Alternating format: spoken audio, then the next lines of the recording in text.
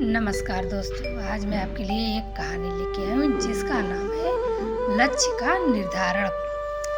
एक राजा को कोई संतान नहीं थी। वह बूढ़ा हो चुका था और उसे राज्य के लिए एक योग्य संतान उत्तराधिकारी की चिंता सताने लगी थी। योग्य उत्तराधिकारी की खोज के लिए राजा ने पूरे राज्य में ढिंढोरा पिटवाया कि अमुक दिन शाम को जो मुझसे मिलने आएगा उसे मैं अपने राज्य का एक हिस्सा दूंगा। राजा के इस निर्णय से राज्य के प्रधानमंत्री ने रोष जताते हुए राजा से कहा, महाराज, आपसे मिलने तो बहुत से लोग आएंगे और यदि सभी को उनका भाग देंगे तो राज्य के टुकड़े टुकड़े हो जाएंगे। ऐसा अव्यावहारिक काम न करें। राजा ने प्रधानमंत्री को आश्वस्त करते हुए कहा, प्रधानमंत्री जी, आप चिंता ना करें, देखते रहें क्या होता है। निश्चित दिन जब सबका मिलना था, राजमहल के बगीचे में राजा ने एक विशाल मेले का आयोजन किया। मेले में नाच गाने और शराब की महफिल जमी थी। खाने के लिए अनेक स्वादिष्ट पदार्थ थे। मेले में कई खेल भी हो रहे थे।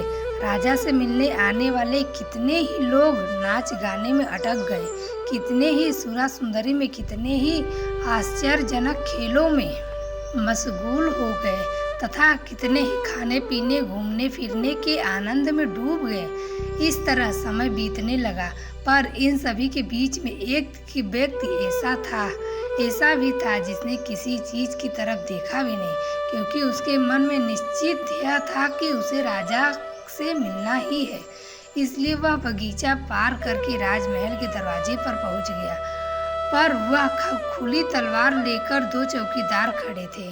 उन्होंने उसे रोका। उनके रोकने को अनदेखा करके और चौकीदारों को धक्का मारकर वह दौड़कर राजमहल में चला गया, क्योंकि वह निश्चित समय पर राजा से मिलना चाहता था। जैसे ही वह अंदर पहुंचा, राजा उसे सामने ही मिल गए और उन्होंने कहा, मेरे राज्य में कोई व्यक्ति तो ऐसा मिला जो किसी प्रलोभन में फंसे बिना अपने ध्येय तक पहुंच सका।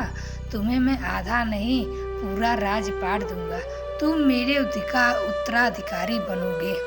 सीख, सफल वही होता है जो लक्ष्य का निर्धारण करता है और उस पर अड़िग रहता है, रास्ते में आने वाली हर कठिनाइयों का डटकर सामना करता है और हर छोटी छोटी कठिनाइयों को नज़रअंदाज कर देता है। तो दोस्तों, हमारी ये कहानी कैसी लगी आप लोग हमें कमेंट करके बताना।